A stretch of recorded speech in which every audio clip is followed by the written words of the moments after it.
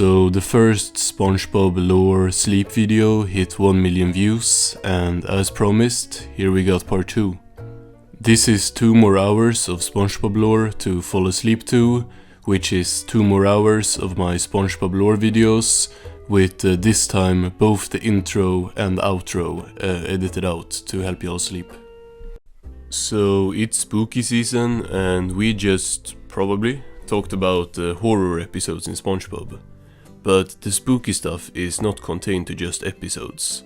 We got a couple of spooky locations in Spongebob as well. And the most iconic one is definitely Rock Bottom, which is what we are exploring today. Rock Bottom and most of its lore obviously comes from the iconic season 1 episode with the same name.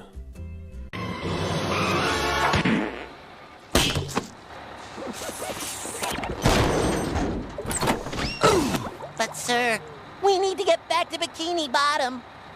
Oh well. Where is this, SpongeBob? This just makes me happy watching, not gonna lie.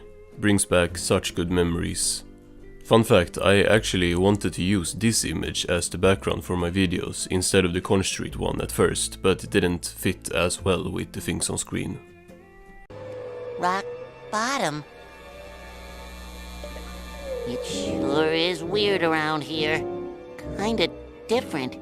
So we can see that right at the bottom of the horizontal road, no, the other one, the opposite of horizontal, it goes up. Anyway, down here is the bus station, and Spongebob goes inside here later in the episode. I'm getting to the bottom of this right now. I want a bus to Bikini Bottom. I am first in line, and no one is gonna tell me otherwise. There is not much stuff in here, and it's a very spacey room. We just got a couple of benches and information booth. Makes sense with how this whole house is full of people waiting for information later.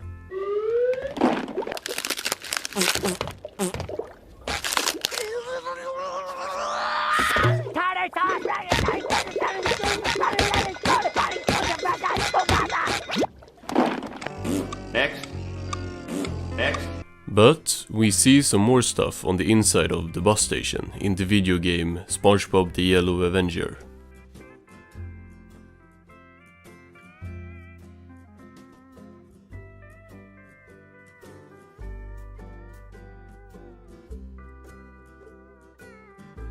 All credit to the channel KeybaitBox.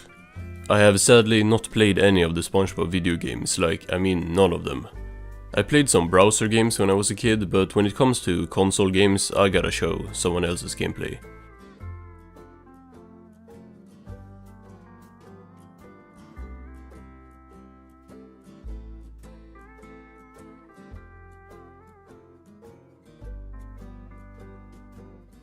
Here we now have a vending machine as well, which of course is funny since we all know it usually is somewhere else. And by usually I mean in that one episode. Now Rock Bottom does appear in multiple episodes of the show, but that's for later. Now we gotta talk about the vending machine from the original Rock Bottom. Hey, what's that? Candy machine. Kelp Nougat Crunch. This is probably supposed to be the same one that we just saw in the Yellow Avenger.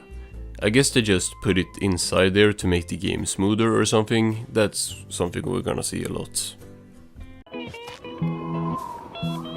I'm not leaving this spot no matter what. I'll only be gone a second. Hey! Oh! But Yellow Avenger is not the only video game where the bus station appears. In Employee of the Month, the second chapter takes place in Rock Bottom.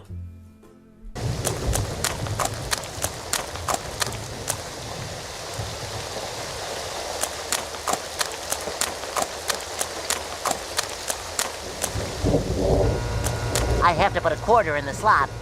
It's actually crazy how similar this level looks to the season 1 episode. I'm getting very interested in playing some of the video games, and especially this game.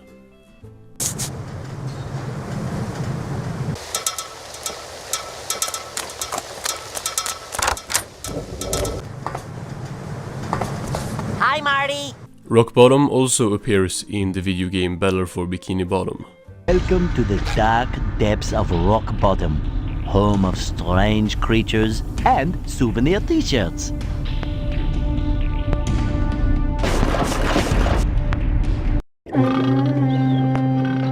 The restrooms were there back in Rock Bottom as well, but this game also introduces a new location, which is the Rock Bottom Museum.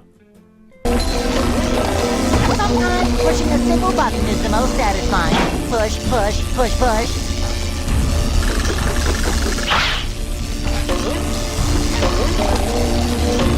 This also appears in the rehydrated version of the game, which from what I have seen seems to be a very close remake. But then again, that's from me watching YouTube videos about the games and not playing them myself.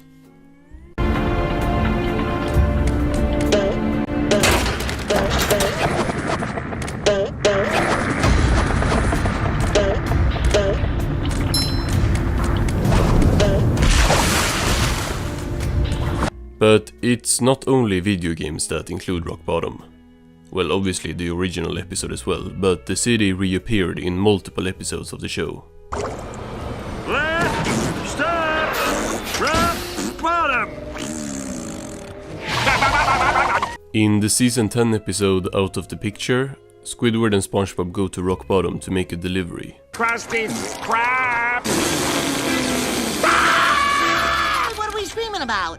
Monsters! This episode gives us the return of many of the fishes from the first Rock Bottom. The Rock Bottomites have some of the coolest designs in the whole show. Okay, 329. I am 329th in line, and nobody forget it.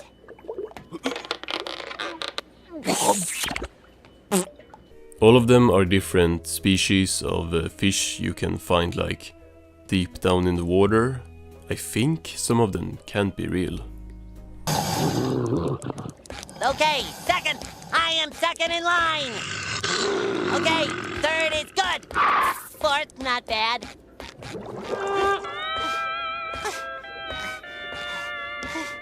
Like, I know fish down there look crazy in real life, but some of these just seem a bit too crazy. The Rock Bottomites also have another accent than fish from Bikini Bottom. Next bus leaves in 5 seconds. Ooh, tough luck, kid. That's the last one till morning. Oh, no, you don't. They are still pretty easy to understand, and Spongebob can obviously understand them, except that they're doing like those sounds between each word. But they really can't understand what Spongebob is saying, like speaking English without him adding the sounds. When is the next bus to Bikini Bottom? What? The bus schedule, the next bus. I can't understand your accent. However, at the end of Rock Bottom, we see that this fish, who is probably the most recognizable Rock Bottom citizen, talks like this. Enough air. Thanks. Hey, I get it. Balloon travel. Thank you. You're welcome. This guy also appeared in Out of the Picture and also in the third Rock Bottom episode, Food Truck, in season 13. Oh, this place is deserted. This episode gives us the return of the classic bus station and a look at some more buildings in Rock Bottom, including the Rock Bottom Mall.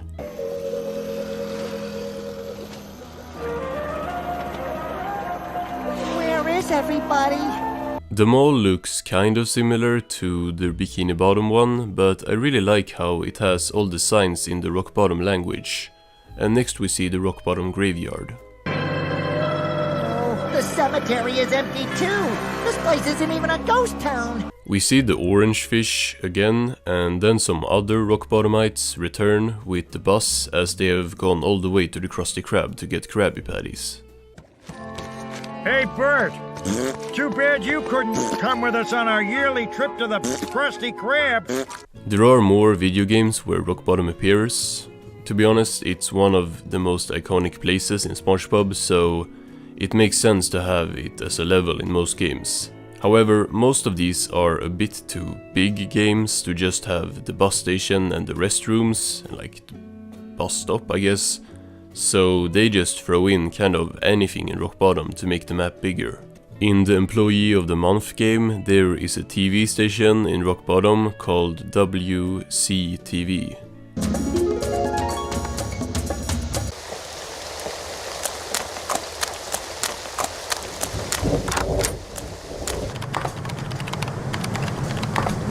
Hello, ma'am. How are you doing today? Welcome to WSCA.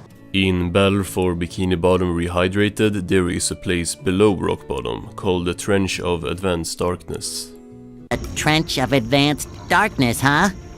Sounds dark. Okay, Gary, I'll be extra careful.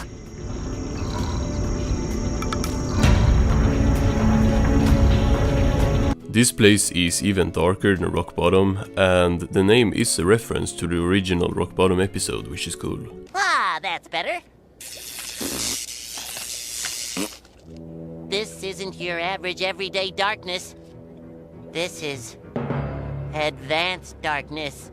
In the video game Spongebob's Boating Bash, which I definitely wanna play, there is a driving level in Rock Bottom as well. Little scoundrels! Have you seen my slippers? The trend I'm seeing with a lot of these games is that they kind of throw in whatever in here. In Spongebob True for Square for Wii, there is a kind of cool like layout for Bikini Bottom, Rock Bottom.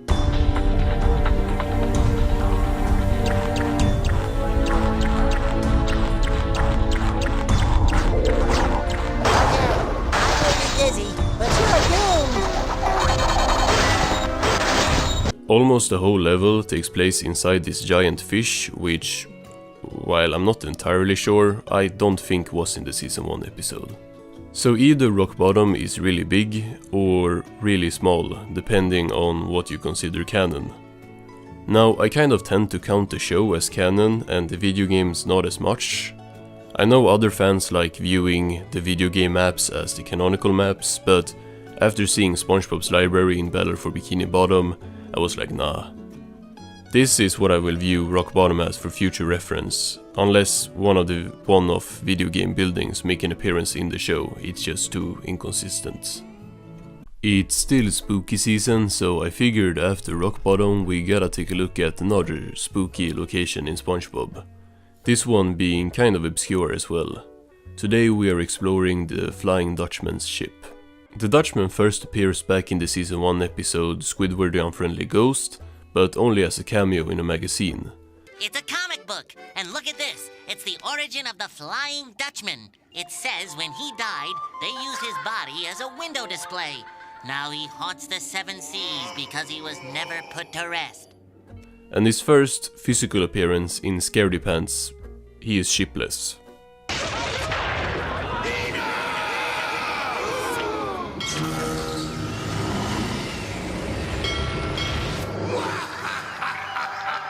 It took until later in the season, in ARG, for us to see his ship and even get a glimpse on the inside. I'm the Flying Dutchman. I'm the Flying Dutchman. Who dares wake the Flying Dutchman? Keep it down, will ya? I'm trying to get some sleep. This is not a lot of information right here, but we can definitely see that his ship is quite large. And in the next season he gets a lot more screen time. In Shanghai, after the Flying Dutchman drops his ship's anchor on the houses, the 3 Conch Street house owners climb up onto his ship. All right, who owns this crate? Come on out, I want to file a complaint. We see that the Dutchman resides behind these very small owner doors. Now he is a ghost, so it makes sense, but like, who puts a board across the door like this? I've never seen that. Who be disturbing the Flying Dutchman in his own lair. It's Squidward. He wants to complain to you. No, I don't. But what about all that stuff about him having a dirty ship and being lazy and all? It looks like the Dutchman's ship exists in some sort of its own ghostly dimension, because when SpongeBob and Patrick try jumping off, this is all that happens. That was a close one. Welcome back. That was a closer one. Welcome back. Something else that's ghostly that is on this ship is the zipper of despair that the Dutchman throws Squidward into. I suppose you're gonna show me. Oh, gee, that's very nice. Oh, what is this? Some kind of magic act?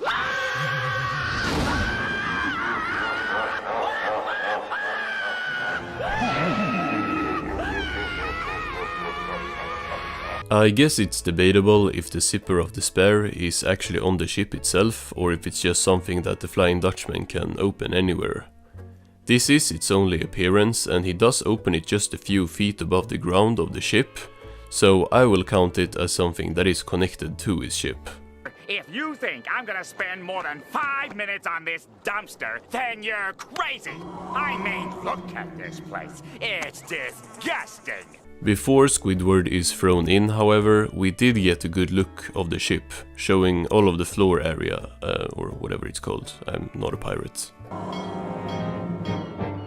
What a night be this. Crew, howl with me so that we might set the 7 seas ablaze with fear. Ow! We see that the ship is steered using a wheel in the back. Well, obviously, but like it's a ghost ship driven by a ghost with magical powers, so who knows?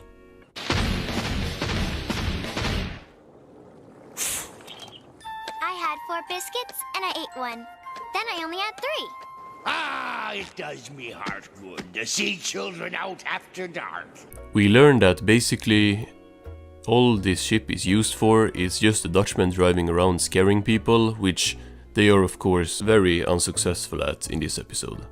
Why do you think the Dutchman asked us to wait in our bunk room? Maybe he's gonna give us a reward. Like movie passes? Or an oversized coffee mug. Here we see the bunk room, which is the room where the Dutchman's crew lives. I guess his old crew, because now it's just SpongeBob and Patrick. This whole crew for eternity thing isn't working out. It's not really you so much as it is me. You're setting us free? Well, actually, I'm just gonna eat you. See you at dinner. As we see by the thing with bars on the roof of this room is located in the front of the ship. Wait, I have an idea. Really? What is it? Let's leave! Comparing the images, I would assume the windows the furthest forward would be the bunk room, although we don't see any windows inside the room. But the door is locked, and the only way out is through the perfume department. This ship also has a perfume department, which could be a portal into land. However, as we see here, the two have trouble breathing from all the perfume, but seemingly no problem with there being no water.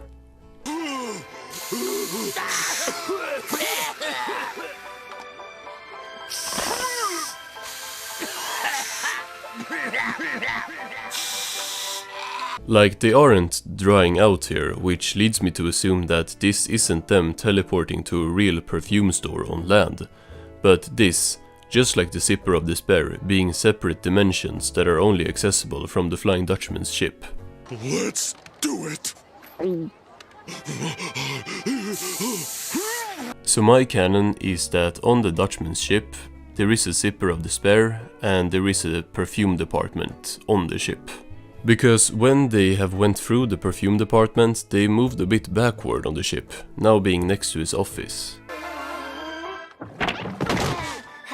So, in his office, the Dutchman has a window where he can look out behind the ship, and this is a window we can also see from the outside earlier in the episode. The last time I lost me dining socks, I couldn't eat for a whole week. Yes, sir. Sometimes I wonder how I'd survive if anything should ever happen to me. So when the two run out, we see them using the same door that the Dutchman came out of earlier, meaning that there is another door in this little hallway area where they came out of the perfume department. It has to be located in the only corner of the room we can't see, which is like where we are looking at them from. That's the door. Big one, take us behind those rocks. Moving behind the rocks. Keep going. You're good. You're good. You're good. And stop. Don't worry, Captain. We'll buff out those scratches. The next time we see the ship is 2 seasons later in Ghost Host, where it actually gets destroyed. Curse this cursed ghostly fog. I can barely see past my own nose. Burn! Wah! After he crashes at Spongebob's place for the whole episode, we learn at the end that this ship is repaired. My ship's been done for 3 months now. Well, it was nice rooming with you. Oh, yeah, I almost forgot. I left you a little something for all your trouble. Now it's high time for me to ruin more souls. I'm very thankful for that. Would have been a short video otherwise. Now, it goes quite some time before the ship reappears. The Dutchman does, but without this ship. In Season 8's Ghoul Fools, however, it's finally back.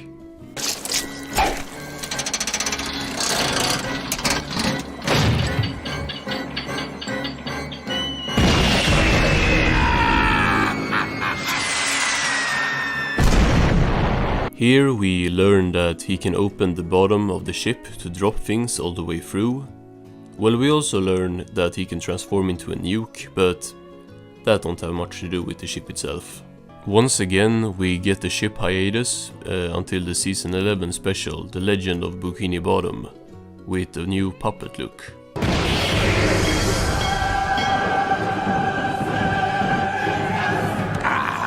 Music to me ears. Halloween night. The ship looks great in this stop motion animation, and we actually see it a lot in this episode.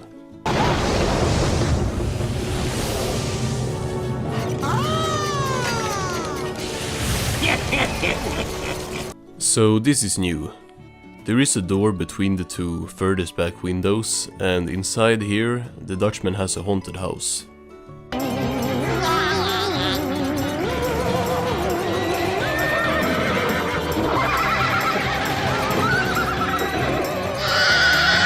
Finally, the Dutchman's ship gets to join the Bigger on the Inside club. Up until this point, this has been like the only residence that doesn't have 10 rooms too many, compared to the size of the place.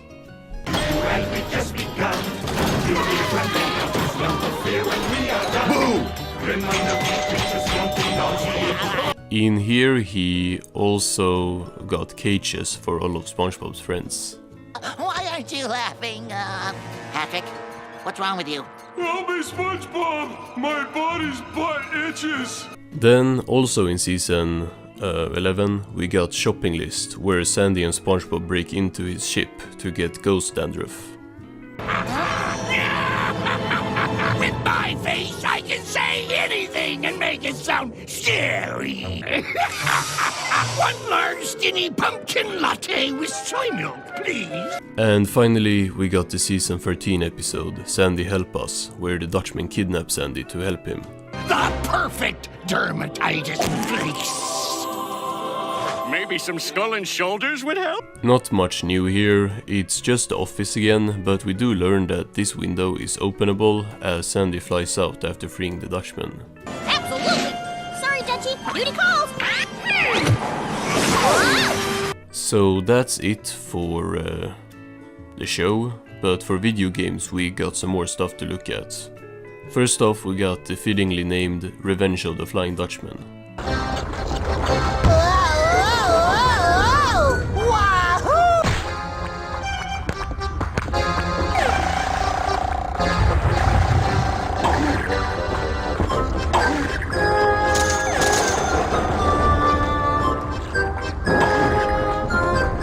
In this game we get the crow's nest, aka the lookout tower, being used for I think the first time. Then we got Battle for Bikini Bottom, where the Dutchman's ship appears as part of the Flying Dutchman's graveyard area.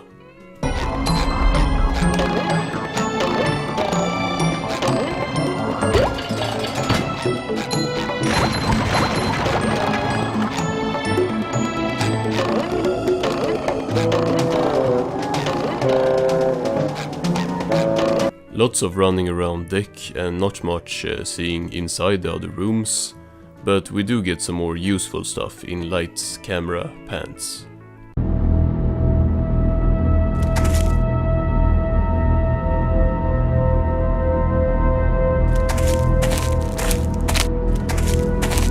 Hi, can you tell me? Who dares come aboard? The Flying Dutchman has a crewmate in this game, and he does not look like the others we saw in Ghoul Fools.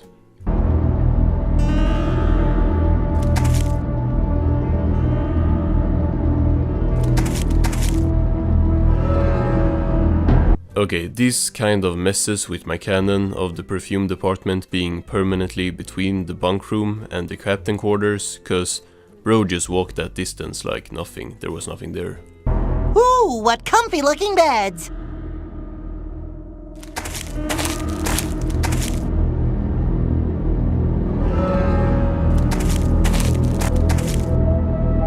This seems more accurate. Also, I'm interested in how it just said walk deeper into the captain's quarters, meaning that's where he was already. So wouldn't that mean that this isn't the bunk room for the crew, but the captain's bunk? That's my headcanon, it just looks similar since it's both rooms with bunk beds. Except when Spongebob walks back in there, it says leaving the captain's quarters. Damn, almost had it. And the room is way too similar to not be where Spongebob and Patrick was in Shanghai. Even the ice skates were there. In the Nintendo DS version of the Atlantis Square Panties game, we get to see more of the lower decks.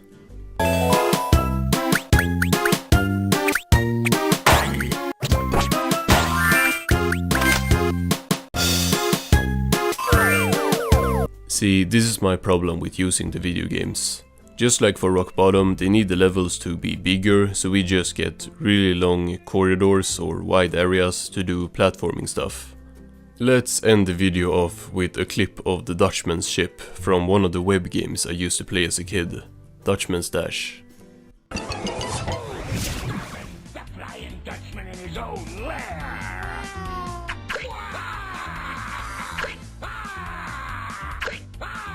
So the chum bucket has been opened throughout pretty much the entire run of Spongebob. How? It took Plankton 6 seasons to get a single customer. I haven't had a customer in years! Hello? Away with you! Can't you see that I'm self-loathing here? Sorry, I just wanted a chumstick. What? And even then, the guy was being paid by Karen to go eat there, so he made no money off of that. In many of Plankton's appearances in SpongeBob, he makes negative money. He's so locked in on stealing the formula instead of making his business work, so he's just spending like so much moolah on inventions and stuff. You never know what trick he'll use to steal me secret Krabby Patty formula. What a quaint restaurant. I think I will sample their wares. It's kind of unclear when Plankton opened the chum bucket. It's been hinted that it was at the same time as Krabs in the mobile game SpongeBob Moves In, but in the new Plankton movie, he just walked into the Krusty Krab years after and then got the idea to steal Krab's secret formula and found the bucket just laying around. But if we go by friend or foe, we of course know that the rivalry between the two goes way back, and him wanting the formula being something that he has wanted long before the Krusty Krab was opened. He was going it alone. Oh, no you don't. This is my turf. I think not, rag boy. I can't decide what's canon and what's not.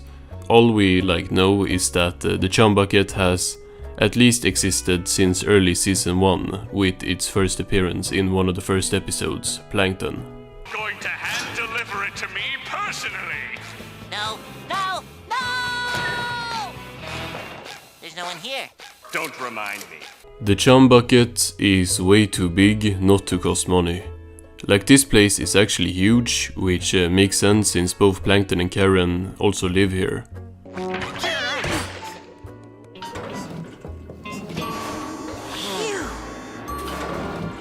Good night, honey. I'm not going to bring up how much actual money everything would like realistically cost, cause how would I know, but let's go through what's in here.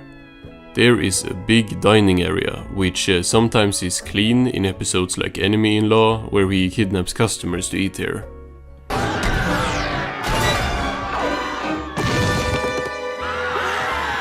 Oh good, the lunch rush. And sometimes it's completely moldy and dusty, like in New Leaf in season 4. Look at this place. I'm any plankton. You ever hear of spring cleaning? Meaning that he actually cleans this place from time to time. Now, the money spent on cleaning supplies is not like the craziest amount ever, probably, but judging by how he says this in New Leaf, it's still too much. What's the point? Do you know when the last time I had a customer was? Actually, I can't recall you ever having a customer. Well, there he is. Up until this point in the show, he has legit not made any money. Although the first movie saw him be a bit more successful. So, you're selling Krabby Patties, eh, Plankton? That's right, Squidward. Here he has a lot of customers and even sells them bucket hats. Although he does go to jail by the end of the movie, and we do not know how this money was handled in the case against Plankton. Now let's talk about advertising, cause Plankton spends a lot of money on that. We see in Enemy-in-Law that he has an ad in the Bikini Bottom yellow pages. I'm the founder and owner of the Chum Bucket. Never heard of it.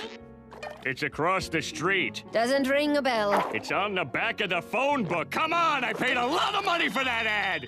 In Spongebob's Last Stand, there is a billboard for the Chum Bucket, and in Plankton Paranoia, he even has a TV commercial. Where you hiding? I'm right here at the Chum Bucket. Come on down and try our new Chum Nuggets. And this is something we see in the Patrick Star Show as well. Here at the Chum Bucket, chum comes in 3 delicious varieties: moist, soggy, and pumpkin spice. The Chum Bucket even being a thing in the Patrick Star Show would suggest that it's not the same canon as the Plankton movie, because Spongebob does not work at the Krusty Krab in the Patrick Star Show yet, so he couldn't have gotten the idea like by walking into the Krusty Krab, because the Chum Bucket already exists before Spongebob started working there, and Spongebob was there when he got the idea in the Plankton movie. It's complicated, but anyway, in the Patrick Star Show, the Chum Bucket actually has customers on multiple occasions. In the season 1 episode Survivoring, there's not even a reason for it, it's just busy somehow.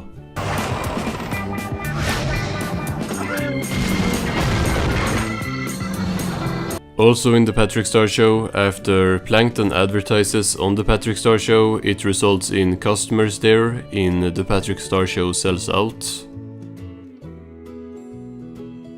Since everyone is younger here, it would contradict Plankton never having had a customer before Nat. But yeah, like I said before, the Patrick Star Show is basically not canon, but also it is canon, but still kinda not. It's weird, there's like interdimensional travel and stuff. In Gary's new toy, back in the main show by the way, there is an ad for the Chum Bucket on a bench, and he has so many signs up during the course of the show promoting the Chum Bucket, for example being open for 24 hours in Fear of a Krabby Patty. What the Chum Bucket open 23 hours? So, that little piece of flotsam plankton thinks he can stay open longer than me, does he? Sure. I don't know. Why not? This one gotta be expensive, and in this episode he also prepares a whole psychiatrist office in the Chum Bucket. Coming for me? No, no, no! Stay back! Wait, where'd you get that piano? Now, he could just have had the couch and chair in a storage somewhere, but if he got all this stuff for the episode, that's even more money spent on not making anything back. In New Leaf, Plankton changes career paths and starts selling trinkets, which we don't see him sell at all over the course of the episode, as it just leads up to him trying to get the formula. My diabolical and extremely convoluted plan worked! I should have been a politician. I never give you the formula! Plankton has also on several occasions hired employees to work at the Chum Bucket. In Welcome to the Chum Bucket, we find out that every Thursday night for years, Krabs has beaten Plankton playing cards, which was part of Plankton's plan to eventually win Spongebob. Please tell me you didn't lose the Krabby Patty secret formula! I lost you! What? I bet your contract, and I lost. Now, while Plankton does succeed with this, not only does he lose money on renovating the whole restaurant to look more like the Krusty Krab. Just a few more steps, SpongeBob. Okay, go ahead, take it off. It's an exact replica of the Krusty Krab kitchen. He also has to pay Krabs $50 just to take SpongeBob back at the end of the episode. I'll do anything. I beg of you. How about you give me $50 and I'll take them off your hands? It's a deal. I cheated anyway. And that's not even counting all the money he lost in all the games before he eventually won SpongeBob. And of course, SpongeBob don't make Plankton a single dollar as an employee in this episode. Let's go through a few times where Plankton and the Chum Bucket is actually making money in episodes. In Greasy Buffoons, Plankton and Krabs have a grease-off selling very greasy food. Something is terribly wrong, Squidward. And it's taken you this long to figure that out? Here he of course also gets a lot of billboards and is closed down at the end of the episode by a health inspector. Then in Chum Fricassee, Plankton hires Squidward to cook his grandma's recipe, which becomes very popular, with the restaurant being booked up 2 years forward. Hey, all you bottom feeders, if you've already eaten, well, you might want to make room for seconds, because we are tasting Bikini Bottom's sensational new upscale eatery, Les Chum Bucket. But before they can get there, of course, the restaurant is torn down by unhappy customers at the end of the episode. A similar thing happens in Chum Bucket Supreme, where Patrick is hired as an advertiser for Plankton and makes the Chum Bucket popular. Tastes awful. Yeah, but the slogan is so catchy that we can't stop eating it. Chum is fun. Chum is fun. This goes on for a while before Patrick gets tired and quits, and Plankton insults his customers, causing all of them to leave. In Chum Caverns, Plankton digs a tunnel to the underground where he starts selling chum as part of a cave experience, which works.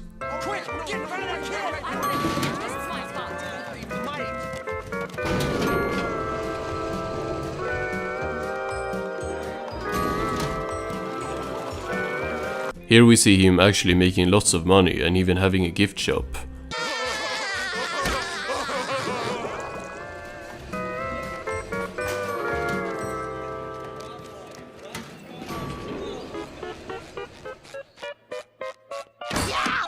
But as soon as Krabs gets down here to give Plankton some competition, Plankton crashes out and throws everything away, burying everyone. Then, in Layman Fortune, Plankton uses fortune cookies to ruin the Krusty Krab and makes all the customers come to him instead.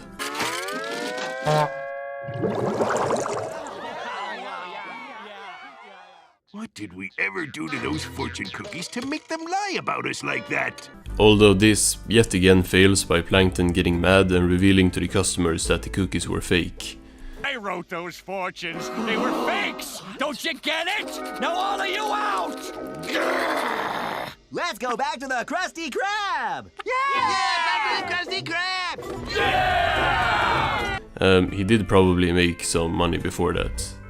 In A Place for Pets, Krabs bans every non-pet from the Krusty Krab, so they all have to go to the chum bucket until figuring out that they can disguise as pets and leaving the chum bucket.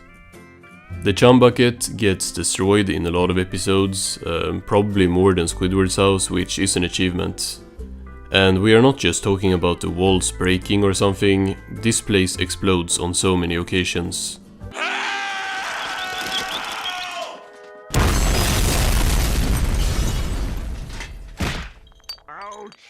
It's usually at the end of Plankton episodes when his plans have been foiled.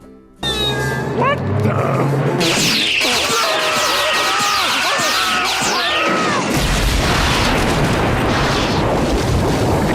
If Plankton has to rebuild this place every time it goes boom, which is a reasonable assumption since it always comes back, that would cost money. He has some pretty complicated machine stuff in here with Karen and everything. Especially in the early seasons before she stopped being stationary on the wall. Brace yourself, SpongeBob. This is my lab. And this is my laboratory. Just the amount of electricity that you would have to run all of this stuff is gonna be crazy. I don't even think the customers Plankton gets over the course of the show would cover his electricity bill. Plankton also builds robots and inventions and stuff in every other appearance of his, and they also often get destroyed or like even kept by crabs in the Krusty Krab. And we have actually seen him sell his inventions to get money before, so that could be like a reasonable explanation, to be honest, to how he's not completely ruined and homeless by now. I don't know how much chum would cost to produce, but even if Plankton almost never can sell it, he sure produces a lot.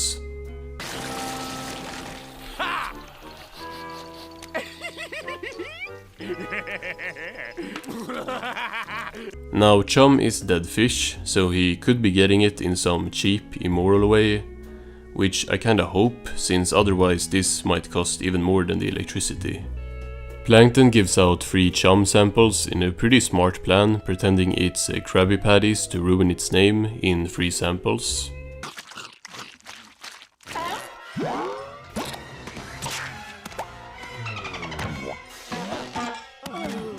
And we find out in the season 13 episode Chums that Plankton flushes all of his unsold chum down into the sewers, where it later mutates into sentient beings. You create us when you flush chum into sewer from your upside domain. You mean the chum bucket? Yes. This means that pretty much all of the chum we see in the show is at least somewhat freshly produced, and it's not just him having a stash.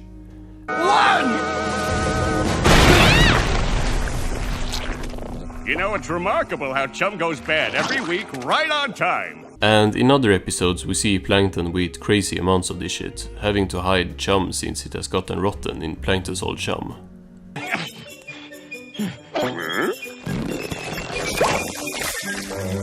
Guess I've gone to this well once too often.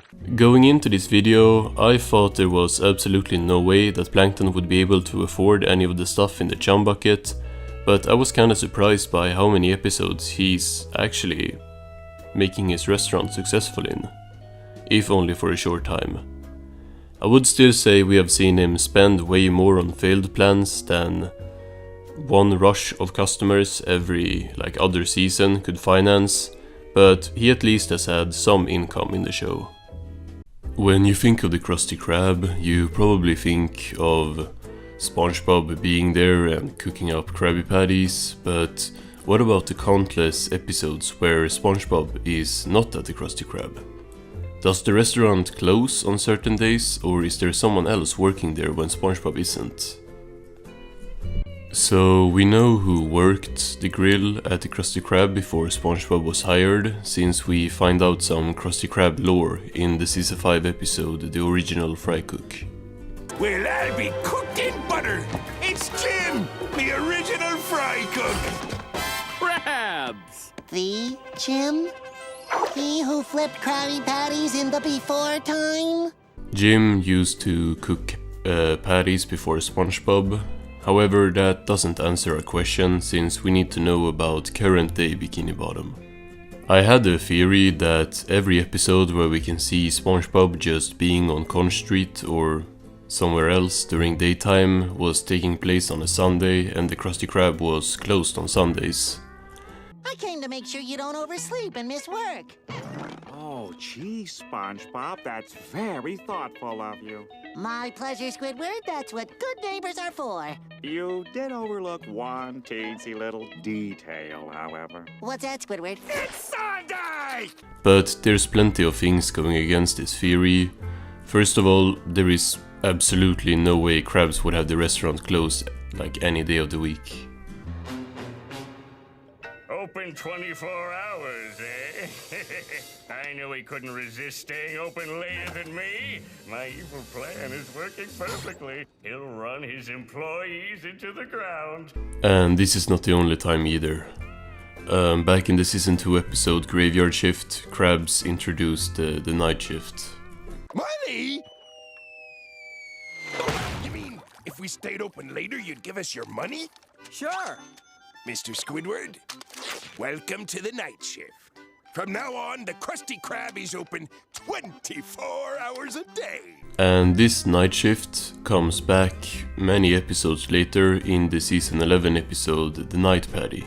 Tell him yourself, sweetie. You got a visitor! Come on back!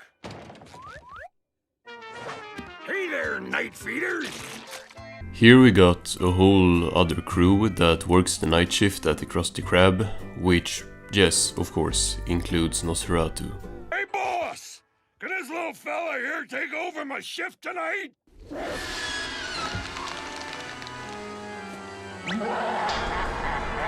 However, this episode should probably not be considered as canon since it ends like this. Case history of a fry cook who wanted a late night snack but ended up in the fry vat of doubt. Mr. SquarePants will never know he has worked a shift in the tidal zone. This episode being part of the tidal zone means that, yeah, it's not canon, so it doesn't really help us. The same goes for Welcome to the Bikini Bottom Triangle in Season 7. Mr. Krabs? Pearl, what are you doing here? Oh, nothing, SpongeBob. Just trying to juggle schoolwork, having a social life, and running the family business, that's all. Drama queen. Here, Pearl cooks Krabby Patties for just kinda no reason, and then in the ending, this random captain guy cooks patties as well. What? Actually, the name's Charles. I figured I'd hold down the fort for you while you were gone. So, you've been the one making Krabby Patties? Yep, all me. We have seen the Krusty Krab running without Squidward before in Nasty Patty, where it's just SpongeBob and Krabs working. Wash your hands! Clean the floors! Change your underwear! The health inspector's here! If he finds one health violation, he'll close us down for good.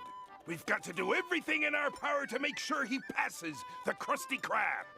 In this episode there is no one at the register and SpongeBob serves the food with no Squidward in sight. Diabolical Krabby Patty ever spawned. I call it the Nasty Patty.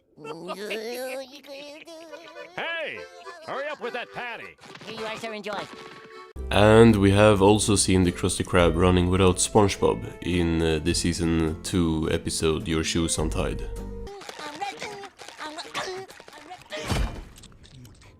Hi, SpongeBob. Oh no, I can't let Patrick see I still haven't tied my shoes.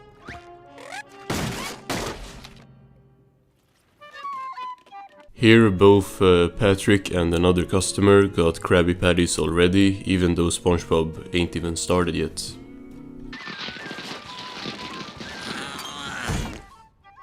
Oh, barnacles. Maybe I should just lay here. Those patties aren't gonna cook themselves, SpongeBob.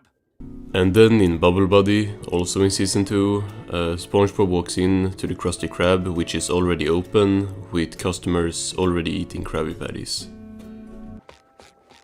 Don't be shy. Come on.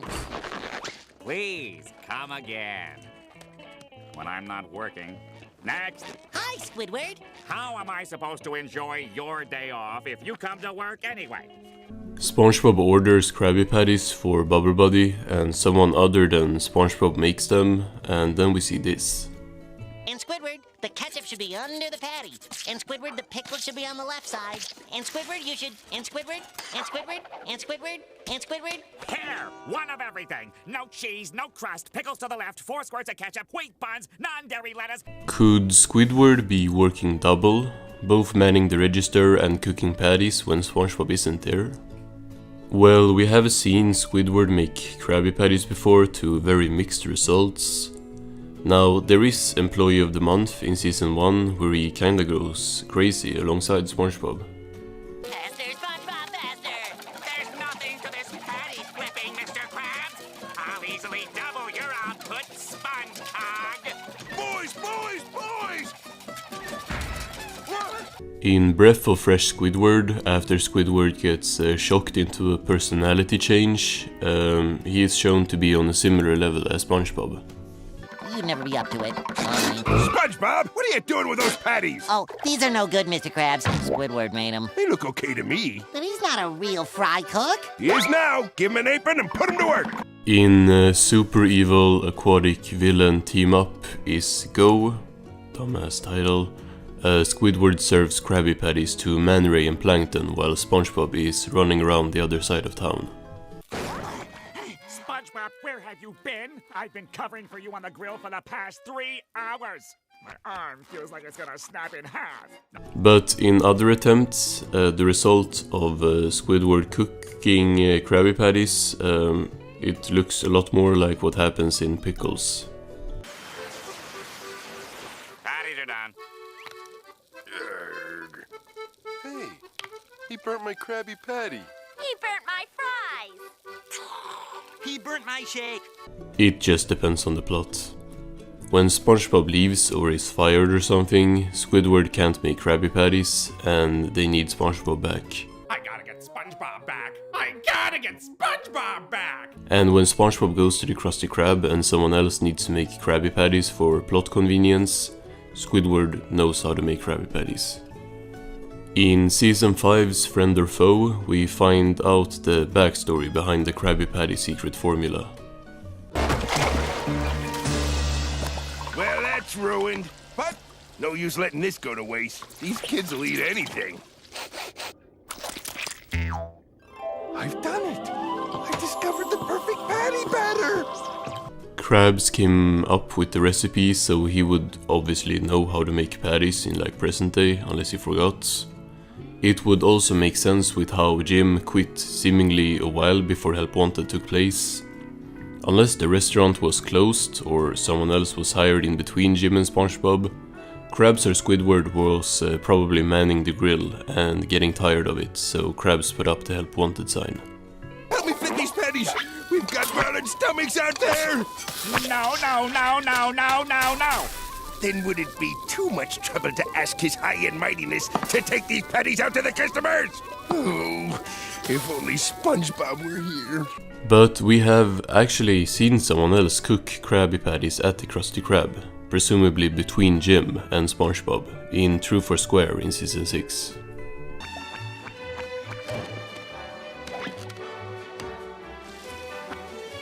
Good morning, not SpongeBob.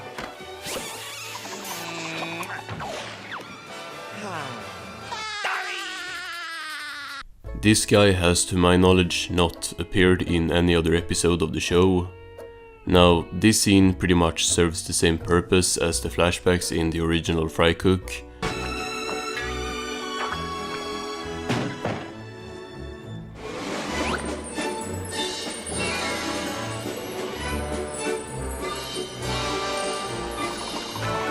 And if this show had any type of continuity, they would have just used Jim in the flashback. But they used 2 different characters in 2 different flashbacks, so I'm gonna have to look at it from that perspective. This looks much more recent compared to the flashbacks in the original Fry Cook, so my headcanon is that not SpongeBob, this guy, was hired at the Krusty Krab after Jim quit, and then also he quit the Krusty Krab, so the Help Wanted sign went up. This guy seemingly could cook Krabby Patties, so he probably quit on his own accord and wasn't fired.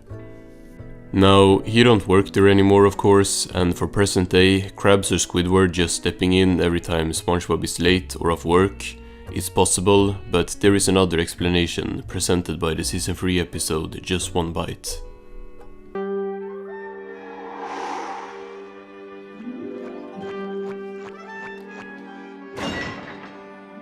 Holy shrimp! I don't know where to start. But all that matters is that it's just you. There is a big ass patty vault in the Krusty Krab. When SpongeBob isn't at work, Krabs could just be making like Squidward serve these. The patties aren't even frozen, so I have no idea how this works. We have seen before how fast SpongeBob can make Krabby Patties, so maybe he just stashes up the night before he gets a day off. Now you might say that with them not even being frozen, this would make them not very fresh the next day, and I would say that it's Krabs. It's Mr. Krabs. We are not putting anything past bro, like 1 day old Krabby Patties, he's serving that shit. First of all, congratulations, Mr. Krabs. Hello, I like money. What inspired you to build a second Krusty Krab right next door to the original? Money. I don't really see why the patty vault would exist, unless it's for when SpongeBob ain't there, cause yet again, when he works fast. So there are a few possible answers we got here to the question of who works the grill when SpongeBob is gone.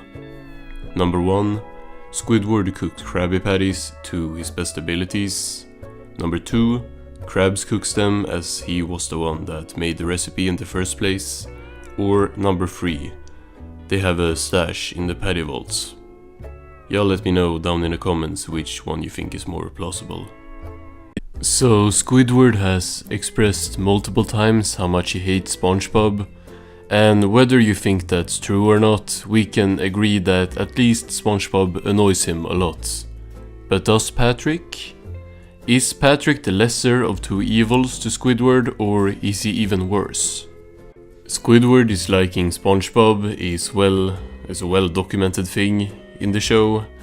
It starts all the way back in Help Wanted, where he runs inside the Krusty Krab to make sure that SpongeBob does not get the job there.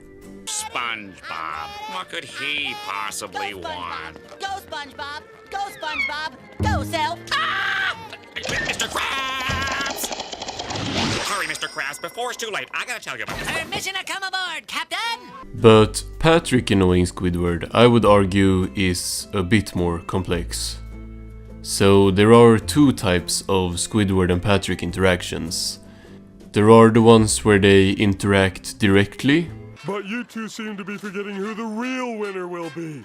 My snail. Patrick, that's a rock. Yeah, thanks, I know. He's got nerves of steel. Hey, what are you standing on anyway? And there are the ones where Patrick hangs with SpongeBob and Squidward basically addresses the two at the same time, or just ignores Patrick and talks to SpongeBob. Yes, I was! You call yourselves good neighbors? You're the worst neighbors! You don't deserve to wear those fezzes! And this second type of interaction is by far the most common. Like, just trying to look at Squidward torture episodes and stuff for this makes you realize how much time Squidward either screams SpongeBob! Patrick, don't you mind? or only screams SpongeBob's name. The first real interaction between Patrick and Squidward is in Naughty Nautical Neighbors in Season 1. Yeah, Patrick, we're friends. Just friends. So what are we gonna do tonight, best friend? Patrick saves Squidward's life, and then they play music at Squidward's house. Solitude in E minor. Yeah, E minor, alright, yeah!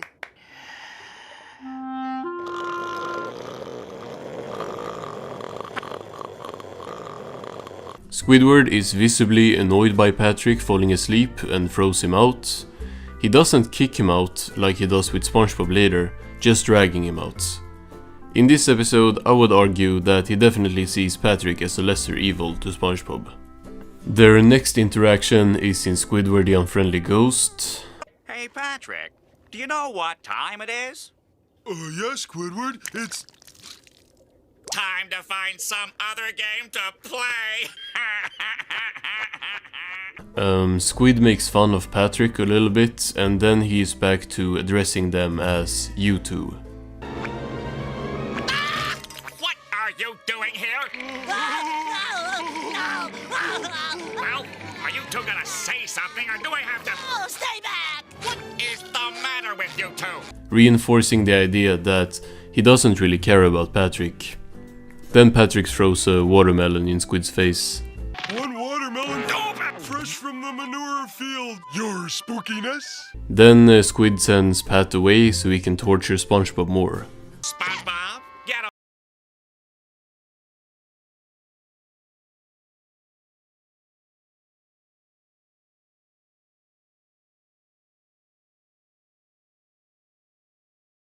Notice how it's once again Spongebob getting the harder punishment from Squidward here, while he just gets Patrick to go away.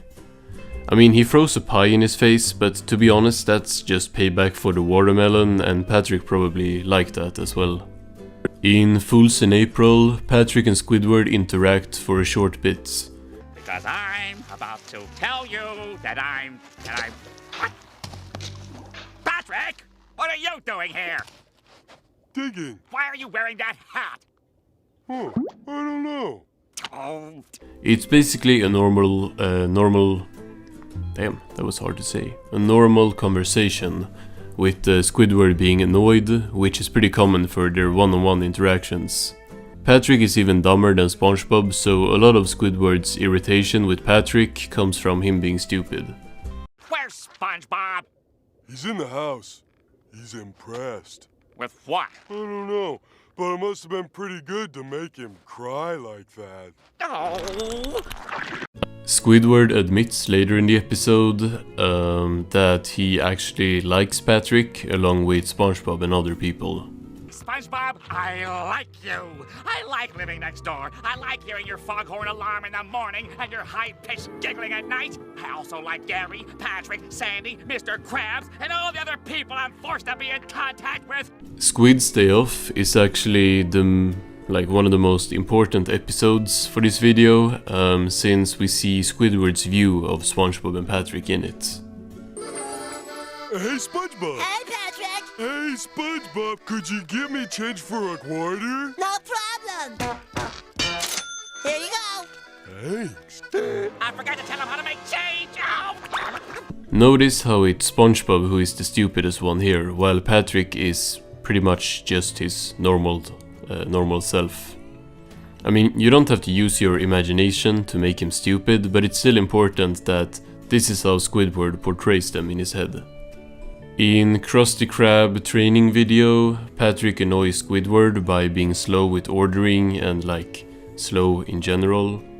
Why don't you just order a Krabby Patty? Great idea, Squidward. One Krabby Patty, please. Is that for here or to go?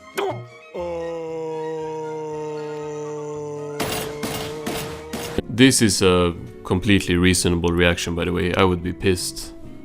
In Squilliam Returns, Squidward hires Patrick, but this is as his last option, so it doesn't really mean much. Beggars can't be choosers. Can you take hats in a dignified and sophisticated manner? You mean like a weenie? Okay. May I take your hat, sir? May I take your hat, sir? May I... Alright, I've heard enough. You've got the job. In the Great Snail Race, he angrily corrects Patrick. Property of Squidward tent poles. That's tennis ball! Tentacles! Come on, Snelly. When Patrick gives him the trophy, he first thanks him, but then gets angry again. Don't worry, Squidward. I know how much you wanted to win, so I had the trophy engraved to you. Gosh, Patrick, thanks. The first place snail racing cup presented to Squidward Tortellini. It's important to mention jellyfishing, where we firstly, of course, have Patrick absolutely obliterating Squidward's hand. Firmly grasp it! But in this episode, Squidward also don't remember Patrick's name. I can't think of anything I'd love to do more on my day off than go jellyfishing with my two best friends, SpongeBob and... Patrick. Right. And while this is something I was interested in for timeline reasons, it also means that Squidward can't really be thinking about Patrick too much. In comparison, Squidward thinks about SpongeBob way too much, like being mega paranoid and terrified of him, ruining his day and stuff.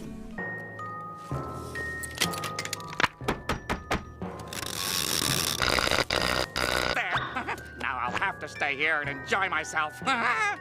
I'm not even gonna think about you-know-who at the you-know-what doing I don't care. In at least 3 episodes, Squidward takes a liking to Patrick after something changes his personality. Whether it be him becoming really smart. I had no idea you were so knowledgeable, Patrick. Do you think you could be my musical mentor? Really sophisticated. Patrick Star, I am very proud of what you did in there. You know, that beard was the best thing that's ever happened to you. Well, other than me, of course. Or really like Squidward.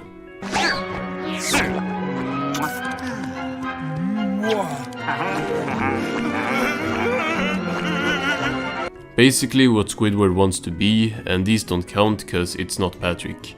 Squidward even likes SpongeBob for a little while, when he changes in Not Normal. Hi, how are you? I never thought I'd hear myself say this, but please come in, SpongeBob. It is also important to note that while SpongeBob's annoyance to Squidward is unintentional as he thinks they are friends, Patrick just kinda don't care. And stop stepping in my potato salad! Hey, guys! Stop pushing me, Patrick! You mean like this? No, like this. You shouldn't fight in here. This is a magical place. Patrick, get off of me! Patrick, like, fights Squidward in a well, he scares him for his ink. I'll just have to scare the ink out of him! And laughs at Squidward getting beaten up by Doodlebob in Frankendoodle. He's beating up Squidward! And of course we can't forget about him not only being aware that that's what they are doing, but even being happy about ruining Squidward's day in Home Sweet Pineapple. Is it time already to ruin Squid's day? Hey, SpongeBob, don't start without me! Now this is how Patrick views Squidward and not the other way around, but realistically Squidward would dislike Patrick more cause Patrick seems to kinda dislike him, whereas SpongeBob likes Squidward and is just like autistic. I don't know, can I say that? It's canon. From what I can tell, Squidward almost always views Patrick as the lesser of two evils, with him being more stupid than annoying compared to SpongeBob. When SpongeBob and Patrick is together, he gets very annoyed with both of them, but focuses his attention on SpongeBob, so I think he just don't really care about Patrick in general, since he don't annoy him as often as, like, SpongeBob when he's on his own. Bro sleeps all day if SpongeBob isn't there, so that would probably just make Squidward even more annoyed by SpongeBob, as he like comes home and wakes up Patrick to go annoy Squidward. So a while back I made a video about the buses in Bikini Bottom. In this video I discussed the episode Rock Bottom and the scene of Patrick riding a bus back to Rock Bottom at the end of the episode. Home at last. Don't worry, SpongeBob, I'm coming back for you! Originally there was a longer segment recorded about this short scene, but when editing I realized that I was just tripping and what I was saying wasn't true, so I cut it out. But I know that I'm not crazy. Let me present the SpongeBob Rock Bottom bus start mystery. So what I did in this video was, like the title suggests, trying to map out a bus route for the buses in SpongeBob. And I thought I was onto something with this quick scene of Patrick going back to Rock Bottom on a bus. Home at last. Don't worry, SpongeBob, I'm coming back for you! Here is the original audio that I cut out from that video. And it also kinda sounds like the bus takes off in the end of the episode. Like, it's possible that the bus has a stop at Conch Street, because it really sounds like the bus starts from Patrick's house. Listen. Home at last. Don't worry, SpongeBob, I'm coming back for you! Now, if you did listen there, by the way, I'm back. This is me from now, no more old audio. You probably have no idea what I'm talking about, because it did in fact not sound like the bus was taking off, and instead we both hear and see the bus driving from further away. What I was saying was how it seemed in this scene like the bus was stopped at Patrick's Rock and then started driving from there, but that's clearly not the case. However, when I first recorded that, I am very sure that not only did the bus not come from that far away, I definitely heard the sound of a bus starting, like a ch sound or tss. Now, I am of course not suggesting that the episode changed between me recording and me editing. Wait, that's exactly what I'm suggesting. I am not crazy. I know he swapped those episodes. Because here is the thing. The episode I watched before recording and the episode I used for the video was not from the same place. Let's just say that the copy of Rock Bottom I first watched was from a website which did not exist anymore when I was editing my video. It got banned. Now, of course, not because it was illegal. Both the places I first watched the episode on and the place where I later got the episode from for editing are legal. Viacom supported sites. I don't support piracy. But it is a fact that the copy of the episode I first watched is not accessible anymore. Is this a Mandela effect? No. Well, first of all, I don't even know if it's called a Mandela effect if only one person believes it, but secondly, I had an entire section of the video just based off of me hearing the bus take off. Because that's what made me put Conch Street as a bus stop on the bus route between Gloveworld and Rock Bottom. We do know already that the bus does stop at Conch Street, so I will go with the canon that they never were on the wrong bus and they just missed their stop instead. Otherwise Patrick would have had to taken the bus back to Gloveworld, then walked home, and then taken the bus from there. If you agree with me that the bus seemed to have been stopped at Conch Street and then start to go to Rock Bottom, of course. I had to cut all of that out because there was no longer proof. I do honestly think that it's two different versions of the episode, with different audio and video, because I heard a ch sound and I think the cut to the bus was later, as I didn't see the bus coming from this far away. This is probably something no one else has even thought about, so even if a different copy of Rock Bottom exists, no one would have probably noticed the difference. But I am, at this point at least, somewhat sure that there exists a version out there that has a different version of this scene. I promised y'all more Spongebob lore, and so today we're gonna be diving into Gloveworld. Taking a look at the whole theme park with every appearance and every ride we see in the entire show. The first time we see Gloveworld is in the season 1 episode Rock Bottom, where Spongebob and Patrick are standing outside it waiting for the bus home. Another fantastic day at Gloveworld. This is all we see of the exterior in this episode, but it gives us a good view of Gloveworld. We got a roller coaster, a Ferris wheel, spinning chairs, or in this case glove thing, and this thing, which I don't know what it's called. It looks super charming, like I love how the gloves are such a central theme here. And on the bus, Spongebob and Patrick shows us some of the stuff they bought at Gloveworld. Here's my glove light. Whoa. I see you. I got gloves for my glove action figure. To get a real good look at Glove World, we actually gotta jump 4 seasons forward. Yeah, after Rock Bottom in Season 1, Glove World isn't even mentioned again until Season 5, and it appears in Roller Cowards.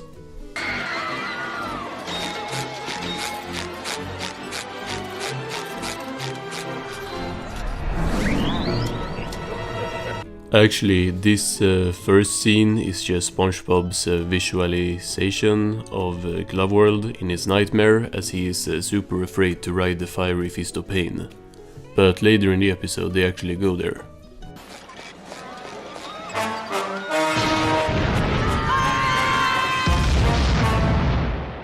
That sure looks like fun. It looks pretty similar.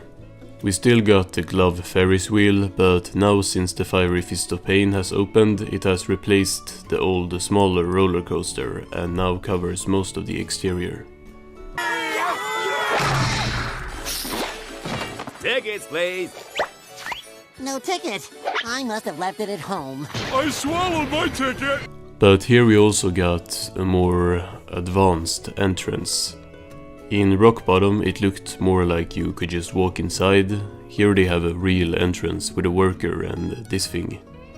Be prepared for a lot of me saying this thing in this video, since I don't know the names of a lot of stuff, even though I can recognize what it is. It sure was lucky we found our tickets. Yeah, bad luck.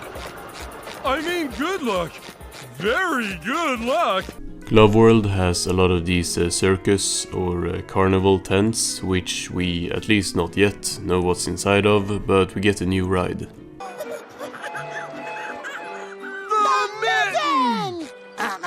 I mean, the mitten. That ride's for babies. Yeah. The mitten is technically the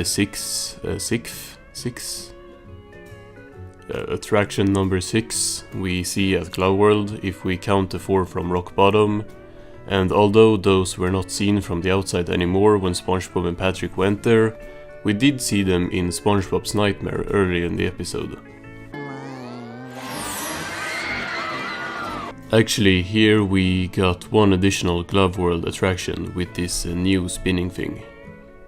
After riding the mitten in Roller Cowards, Spongebob and Patrick go to get ice cream, and Patrick fights a mirror. Yeah!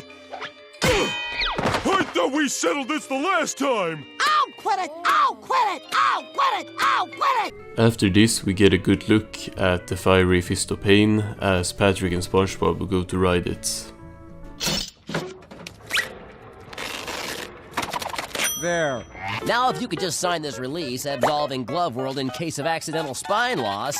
There is a giant sign outside and you walk inside a house-shaped thing to get on the ride. That's it! I don't want to face my fears! I'm afraid of them!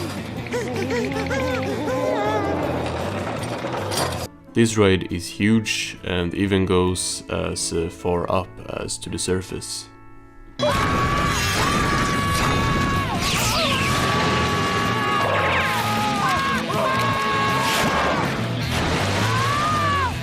However, the next time we see Glove World, in the Season 7 episode Tunnel of Glove, the Fist of Pain is gone and the smaller roller coaster from Rock Bottom is back.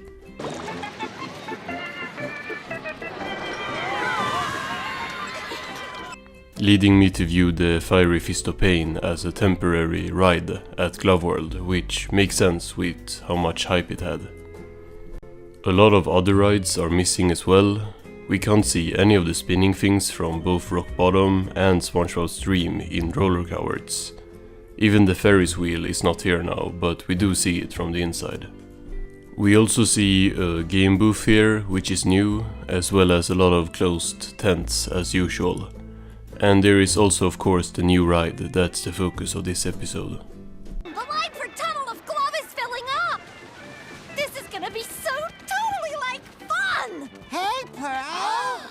After Patrick goes to eat some cotton candy from a booth just for that, and the others go inside the Tunnel of Glove. Next! Come on, Pearl!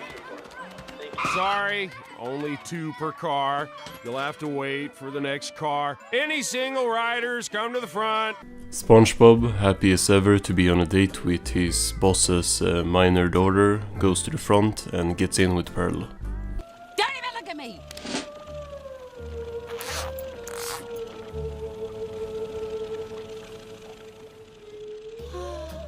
Boring! The tunnel of Glove is really long, and it gets even longer when the ride gets stuck and we see Patrick eating and reacting to the news. At this time, survival looks bleak for the little yellow sponge. No! This is my worst nightmare! I don't have a drink! Hey, doofus! Huh? Patrick goes to the Glove World power plant to get inside and help his friend, and this gives us some important Glove World lore. Congratulations! You have found your friend!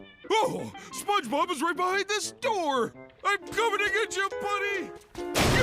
Inside is a suspiciously sponge-shaped mechanism, which Patrick rips off, causing stuff to explode and turn the lights off inside the tunnel.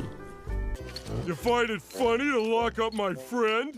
Hey, I am talking towards you! Did you see the dimwit who ripped this apart? I unfortunately have no idea who that dullard is. Next, Patrick sits on a lever which turns the ride into super fast mode and has the 2 enter a new area. Okay, I think I heard you. I will not sit on anything else. I'll just gingerly lean on this wall. Huh? Lots of interesting levers and buttons in this place. This turns the ride into Five Nights at Freddy's, which is kinda creepy, honestly. Look, Pearl! A sweet, adorable cherub!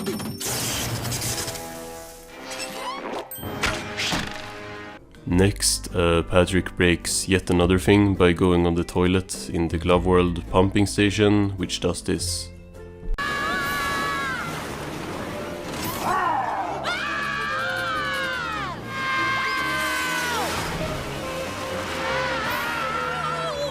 This ride, similarly to the Fiery Fist of Pain, never returns, and the next Glove World appearance is actually supposedly the last one. That has to be the worst amusement park I have ever been to! I mean, we're lucky to escape with our lives. I agree! The world will be a much better place when Glove World is gone for good! In this episode, Glove World RIP, Glove World is closing down and SpongeBob and Patrick go there to try and save it. There it is, Patrick. Glove World. Look at that guy. He must be the owner. Come on. Excuse us, sir. Here the exterior shows the turning gloves, this thing, and either the Fiery Fist of Pain or the normal roller coaster, since we can't see the top of it. Definitely looks like the normal one though. It does not seem wide enough to be the Fiery Fist of Pain.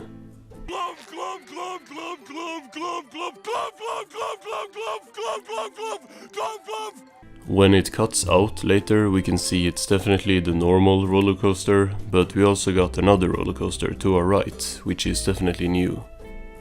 Glove World looks a lot wider here than usual, which makes sense with how this episode is about to show us a whole bunch of new rides. Well, there she is, Patrick. It's time to say goodbye to the Tilt-A-Hurl. Goodbye, Tilt-A-Hurl. The Tilt-A-Hurl looks similar to the turning gloves I've mentioned before, but it's not the same ride as it doesn't have the ceiling we saw from the outside in this episode.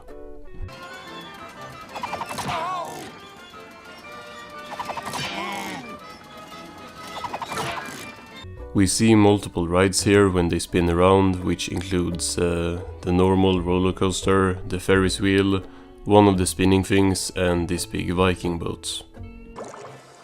Goodbye, Glove Drop. So many fond memories on this ride. I know, Patrick, but we had to be brave. Glove Drop is really high. Not quite as high as the Fiery Fist of Pain, but maybe even more dangerous in its current state, as we see here.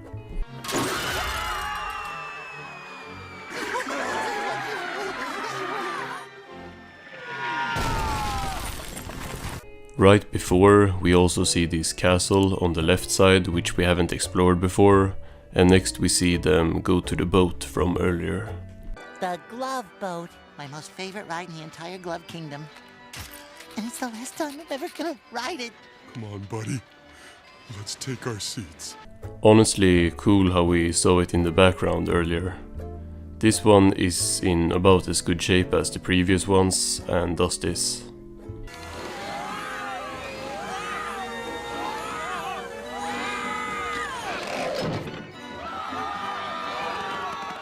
Next they go to the Ferris wheel, which yet again, cool to see this one close up, as it was there all the way back in its first appearance in Season 1. Ooh, did you hear that? Excuse me. No, not that. It was... Oh no, Patrick, look! Oh no! What am I looking at? The Ferris wheel! It ripped free of its moorings! As it rolls, we again get a look at more stuff in the background and foreground, including another pyramid, whatever this brown thing is, and a couple space rockets. Spongebob, what are you doing? We must remain seated at all times! That's a lot of tents. Glove World is really huge in this episode, and the tour of it is not over yet. Whoa, right in the middle of Glove Lake. That's really gonna spoil the view for the residents of Glove Castle. Glove Lake looks awesome, honestly, and in the background we see both Glove Castle, which Patrick name drops, not the one we saw earlier though, that looked a lot bigger, and also this lift looking thing, which is looking to go around, maybe this whole place. Patrick, I think the time has come for us to accept reality. Well, I've gone this far, why start now? All I'm saying is maybe there's a reason Glove World is closing. Now we get a quick little montage of different rides and smaller attractions, as they are all pretty much not functioning at all.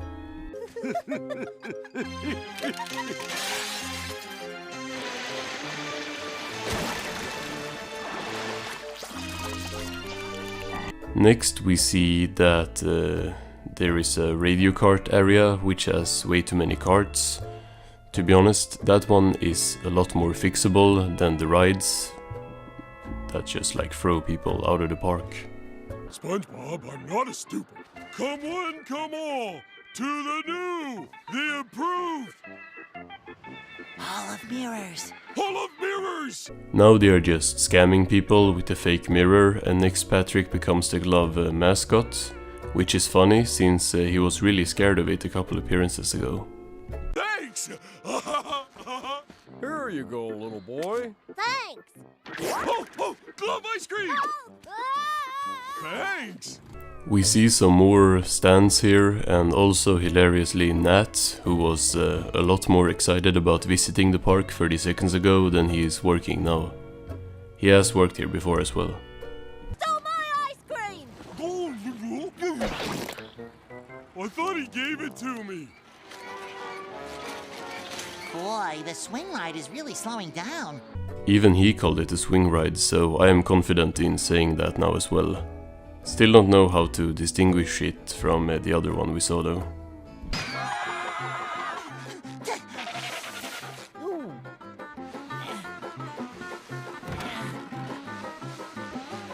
In the background we get yet another new ride with this small carousel.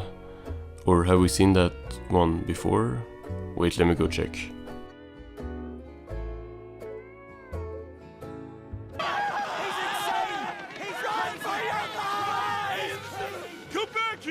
I don't know what Patrick is doing, but we get a good look at the completely ruined Glove World. Total silence. Plus tumbleweeds. Everybody's gone home, Patrick. Then they chain themselves to the entrance. Then they chain themselves to the entrance, so Glove World isn't torn down. The only reason we're closing down Glove World is because Glove Universe is opening tonight. See for yourself. Glove Universe? So the plot twist of this episode is that we actually get a new and improved Glove World called Glove Universe. Oh man, I can't wait to explore that in the episode we got left. Yeah. Glove World just appears again in episodes after this, and we never see Glove Universe again. Which sucks, since the plot twist could have been something permanent to introduce something a bit new but still consistent. But this is Spongebob, so we do get to see it a bit in a video game, which is cool though.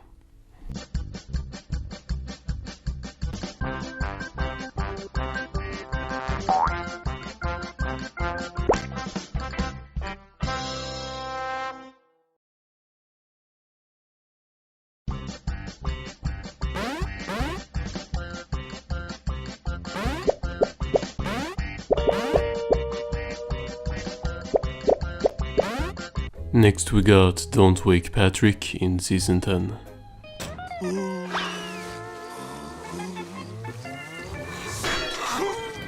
Here the exterior of Glove World looks way smaller than its last appearance, and the only rides we see is the small roller coaster and the swing ride.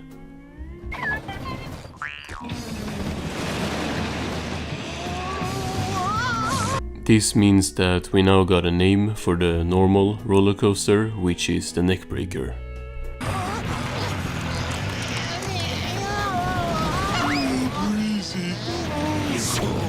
Next we got a real quick appearance in the beginning of the Season 11 episode, The Night Patty. We're closed! Even fewer visible rides than usual. This thing on our left of the Glove World entrance should be the small spinning chairs thing that we have seen in earlier episodes though. In the Season 12 episode Gary and Spot, this animal catcher guy goes on a date with his slime-made girlfriend, don't ask, and they go on presumably the Neckbreaker. And later, when they get a caricature drawn, we for some reason have a not glove-shaped Ferris wheel behind them. They forgot what the place is called, I guess. It's Season 12, so makes sense. Speaking of Season 12, we got more Glove World appearances in this season, with the Ballad of Filthy Muck having Spongebob and Filthy Muck, who's a pile of dirt, going on what I, yet again, presume is the Neckbreaker.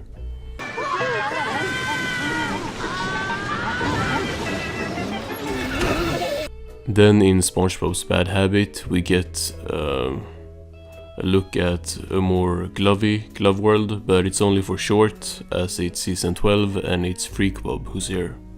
We've got a nail biter in Pinky Land! This episode is fucking garbage. The exterior in this one looks very similar to how it looked like in the Night Patty, with only the spinning chairs thing visible, except for the roller coaster. Next in Season 12 we got the episode Handemonium, where Plankton turns his giant glove on top of the chum bucket into a living creature, or at least a robot, which ends up at Glove World.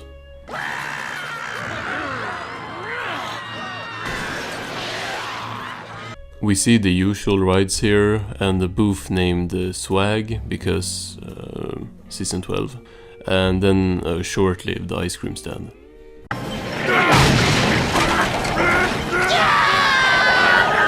Then that stupid Ferris wheel without gloves, like, why is it here? You already have the model for it. We see the carousel as well, and then we're on to the next episode, which is the most important one when it comes to the lore of Glove World. Escape from Beneath Glove World already starts with a new ride called Catch Me, which Patrick and Spongebob go on a lot of times.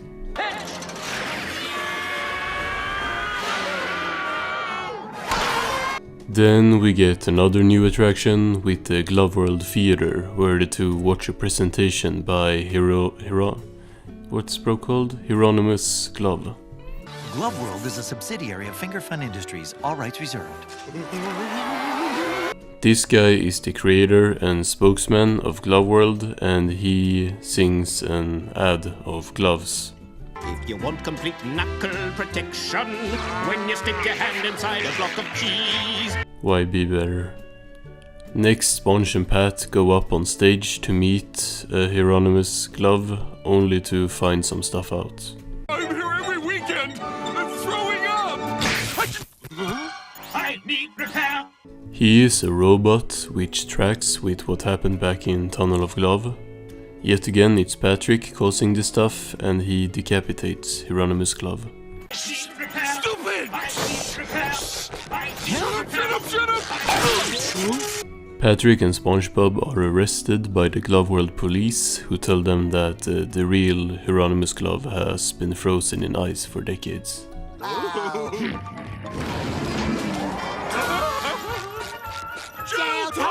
We get to see Glove World jail with lots of cells and small gloves who close the door on the two as they lay on gloves.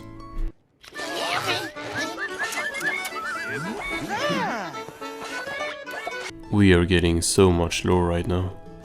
They find a small kid and then a bigger group of kids who have been arrested for various stuff.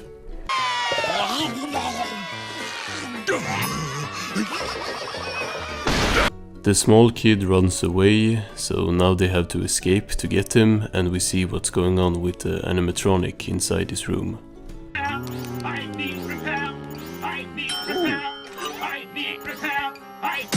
The animatronic watches Patrick kill him and swears to get his ass, and we see the fugitives inside the very futuristic looking corridor with scientists that they follow. Glove testing? They watch as unspeakable horrors are performed on a test subject and then get armored up to go inside the guard glove training. Aw, they must smell Gary. They look horrifying actually, that's an uncanny design. One guy is even dragged inside with them. Sock World, the eighth wonder of the seven seas. Gonna have the same fate as Glove Universe. Actually, Freakbob would probably prefer this one. These sock coasters are like... Wow! Unfortunately, he can't quite get to smell the dirty socks before the kid runs away again to become the animatronic. Oh, Robot Mark! The head of, I forgot his name again, Hydrodynamic Glove, starts chasing them down and sabotages the security system.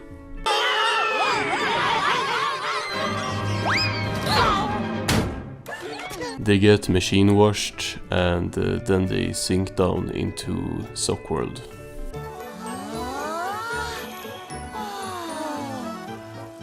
This is kinda irrelevant at this point. I'm here for gloves, not socks, so to try and not make this video like an hour, let's move on to season 13, which has our last couple Glove World appearances. In Say Aw, Spongebob is chased by Plankton's giant robot bird. Lots of robots in this video, and he runs to Glove World. Hey, you need to buy a ticket! Very familiar exterior by now. Modern Spongebob really likes using this design. Now we got a ticket booth outside though.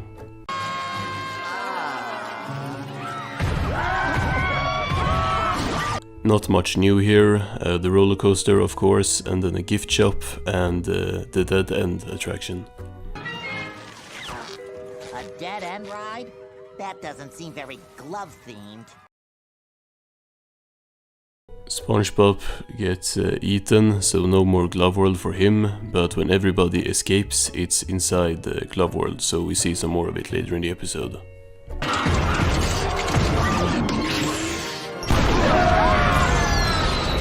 The gloves are finally back on the Ferris wheel, and we see a new attraction with the glove launch, which includes the robots.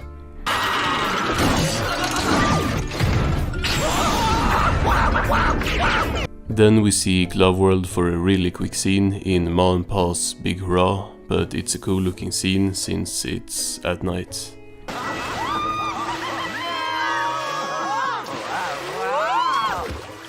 And then we finally have Fun Believable, where after a plane fighting scene, two helicopters containing the interesting combination of characters Rube, Perch Perkins' mom, and the chocolate lady crash into the roller coaster.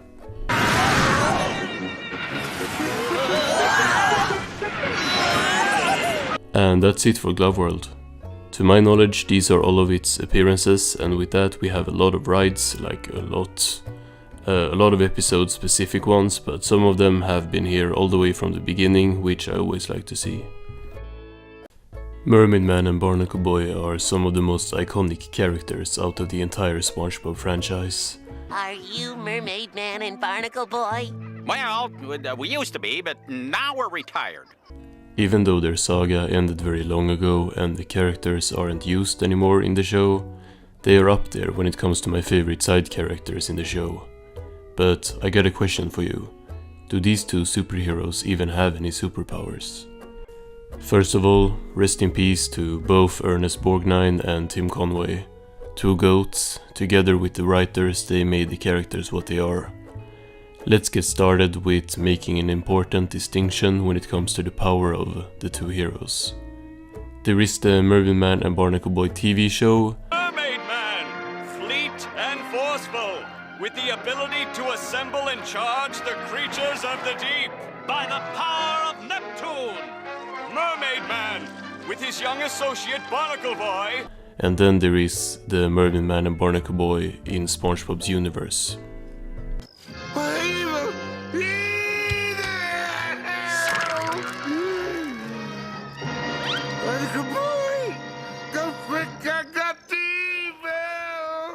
All I said was there's evil afoot. Mermaid Man in his TV show is pretty powerful, being able to summon whirlwinds, control sea creatures and swim really fast, as well as breathe underwater. Against the forces of evil! Oh no, the raging whirlpool! And while this stuff can be true for Mermaid Man in present day Bikini Bottom as well, he's not exactly in top form. Ever alert, Mermaid Man has trained himself to sleep with his eyes open. Now, how much has he really fallen off? In Mermaid Man and Barnacle Boy 5, Mermaid Man throws a water ball and he actually succeeds, just with shit aim. I'll cool you off, Quickster, with one of my water balls. Aha! Huh? No, I'm not the Quickster. I'm Captain Rex. This also makes Bro pass out, so it's safe to assume that's probably the best he could do. Let's watch Barnacle Boy have a try in their first episode. Throw a water ball at him. Water balls! Water balls! Mumbling mores, it's not working, Mermaid Man. Throwing water at people underwater will never not be funny to me. This episode is actually great because we see the two try all of their stuff. It's the raging whirlpool!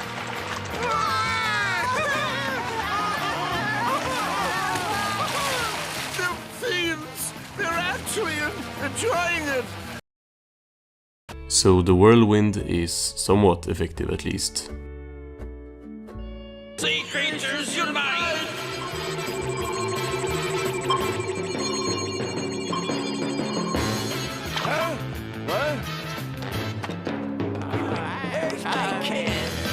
Yet again, something that kind of works, but not to the same effect as before. Controlling a group of elderly people is kind of like... I don't have a joke, I don't know. Not really useful, maybe? That's rude. What do you mean, Patrick? Old people are the greatest. They're full of wisdom and experience. But basically the two have the exact same powers, with the two of them doing all of this stuff together in present day. But Barnacle Boy actually has another ability. I'm gonna destroy this thing with my sulfur vision.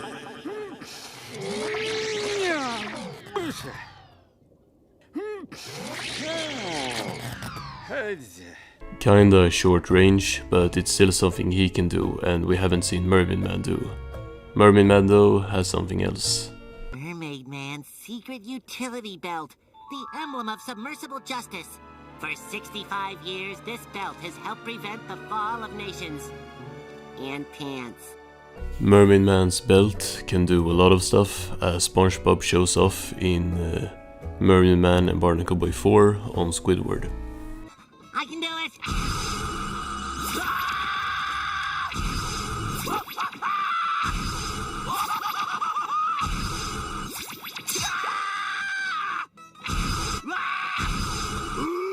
This doesn't mean Mermaid Man has all of these powers though, as even Spongebob learns how to use this belt pretty fast. Kinda. What did y'all do to me? I'm sorry, Sandy. Mermaid Man came in. Hey, SpongeBob! Hey, SpongeBob! Hi, SpongeBob. Like, if having a belt with powers counts as having powers, then we might as well throw the invisible boatmobile in here. We'll find it with the invisible boat alarm! There she is! I told you we should have got the automatic.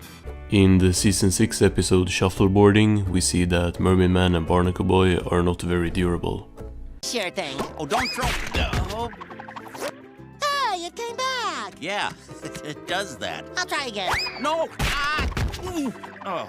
Look, I'll just come and get... what is wrong with you? Not only do they get knocked down by a boomerang early in the episode, shortly after that they are also crushed.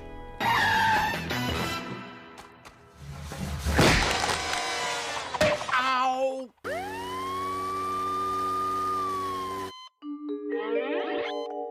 Hi.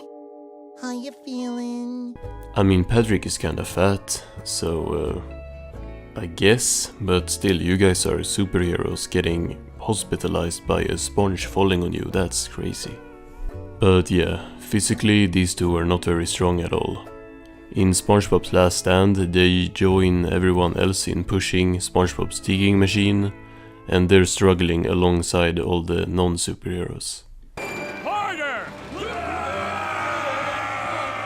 Harder still! You heard the little square guy?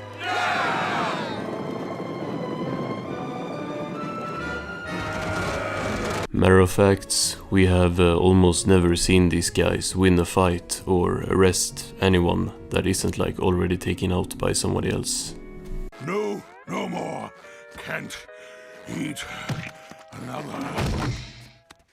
There he is! All right, Man Ray.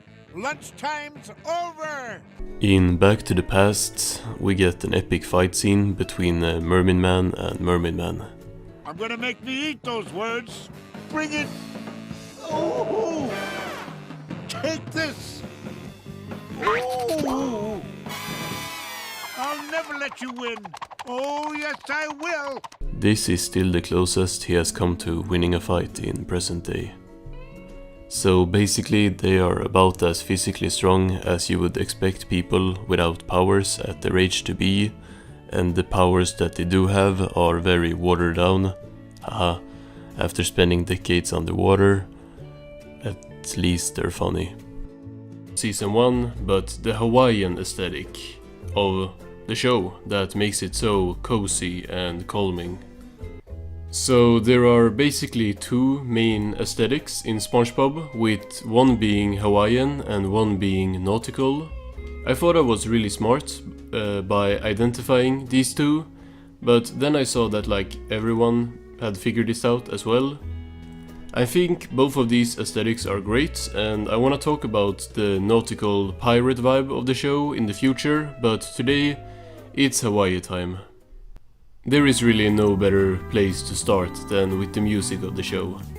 SpongeBob has used Hawaiian music ever since the beginning, and it was also original Hawaiian tracks made long before the show. Shout out to Greg Cubed, his video on this topic is great. Having these Hawaiian background tracks playing since the earliest episodes helped set the tone of the show. There is a reason the background tracks I'm using in my videos are Hawaiian tracks. I mean, they do slap on their own, but in my opinion, they just add to the atmosphere of it being a SpongeBob video. Because for me, and probably many other fans of the show, it's SpongeBob that comes to mind when I hear Hawaiian music.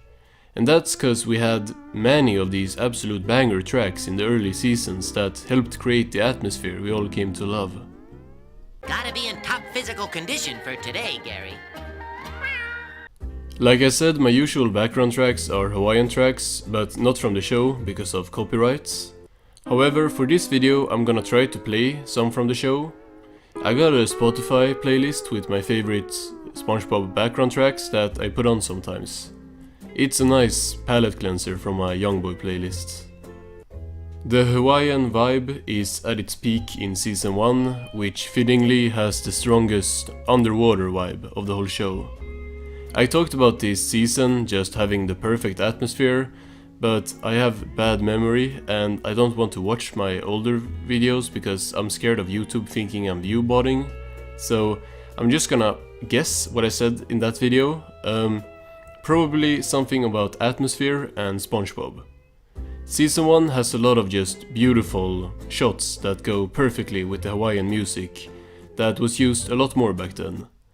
These tracks were common in the earlier seasons, but as the show changed, the music changed accordingly, and we don't really get bops like this in later seasons. But to say that the later seasons don't have the Hawaiian aesthetic at all would be a lie, since we have Enchanted Tiki Dreams in season 7. While season 7 certainly don't use as many of the Hawaiian tracks, the second half of this episode is probably the most Hawaiian the show has ever been.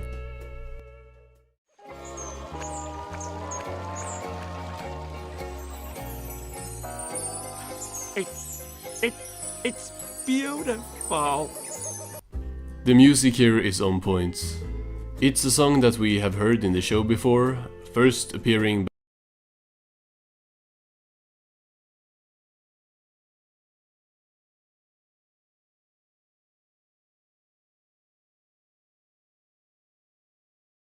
times before disappearing for 8 years, and it's been a while since we've seen it again in the main show.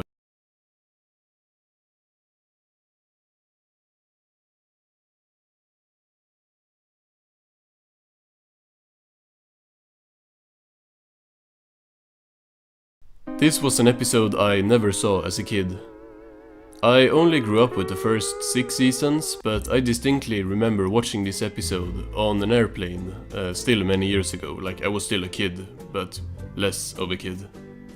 It was at a time after I had stopped watching the show, so it was probably like the first episode I had seen in a long while. And I remember thinking it was a nice episode. And that's kind of good, because this is a season 7 episode, and as some of y'all might know, season 7 is not exactly peak Spongebob. Now, the first half of this episode might be a bit rough, but just the vibe of the Tiki Land in the second half is amazing.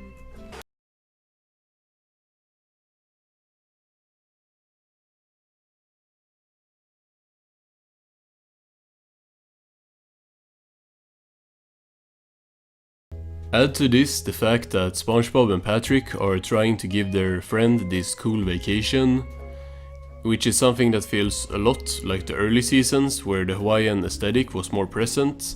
It just becomes a feel-good episode that adds to the experience of this Hawaiian vibe, atmosphere, aesthetic. I don't know, I'm using the 3 words like kind of congruently, but I mean they symbolize the same thing. It's like the whole, yeah, well, vibe of the show. Hit it, boys! Welcome to Squidward's Tiki Land. This song is fire. It goes on for a while as Squidward is just so happy, even dancing with Spongebob and Patrick, which unfortunately results in Patrick knocking over stuff and destroying the entire Tiki Land. I know how to make it last!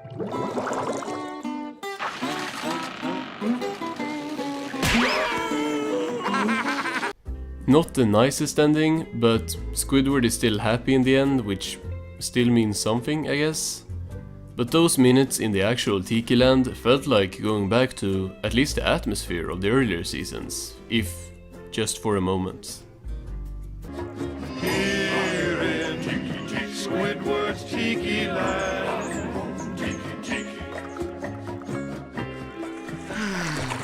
This is the life. The earlier seasons, especially season 1, were more relaxed than the seasons that came after them. This just wouldn't work in a modern episode because it's such a different show.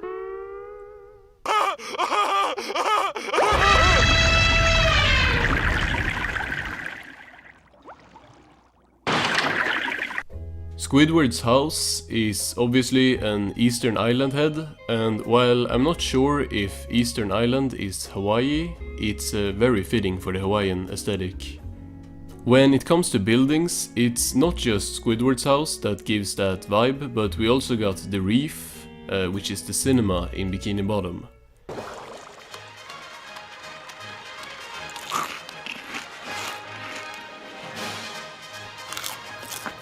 This place has this great tiki interior, both in the cinema itself, but also in the other area. Look how happy it makes everybody! Well, it does attract a lot of attention. I know! People just can't keep their eyes off of me! Neither can I, SpongeBob. I don't know what you call this part of a cinema, like the lounge, maybe? Anyways, I love it. In this scene especially. They all ran away, Patrick. I bet there's no line at the snack bar. Hello? Hello? They must be on break. The entrances to the movie salons are just perfect and fit so well. Even the toilets in this place got a similar vibe with the flower clouds on the ceiling. I'm out of soap. Could I borrow? Stay back! I just want some... Here's my money! Take it and go away! My hands aren't that dirty. And we of course can't forget the actual flower clouds in the show, which just added so much to the atmosphere. The beginning of SB129 perfectly exemplifies how well the music works in season 1. It is Sunday morning in Bikini Bottom, and it is about time for Squidward to practice his clarinet. So get your earplugs ready. This just looks beautiful, and the visuals are enhanced by the beautiful Hawaiian track playing in the background. Another mid-era Spongebob episode that has a strong Hawaiian vibe is SpongeBob SquarePants vs. the Big One in season 6. Hold you! What? After a big wave hits Goo Lagoon, where the Krusty Crew were serving Krabby Patties, they are taken here.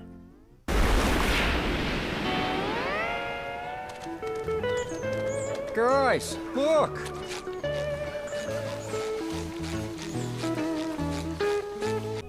I like a lot of the music in this episode, and with how much sand and seaweed and stuff is in this, it makes sense to use more underwater feeling tracks, like compared to the more goofy tracks that they tended to use more and more as the show went on. I'll make a beeline for the tree line. I just can't wait to get back in the world. This is another very calming episode. Or I don't know about episode, but this part is relaxing at least. Also, Johnny Depp guest stars in this special to say like 5 lines. You obviously didn't stare into the fire all night like your friends over there. Those dudes are gonna make awesome surfers. But yeah, except for a couple episodes, they really dropped the Hawaiian aesthetic after the first few seasons. And it's kinda sad, but I get it. Like, listen to how a season 14 episode sounds, and you will hear why you can't really have calm Hawaiian tracks playing in the background.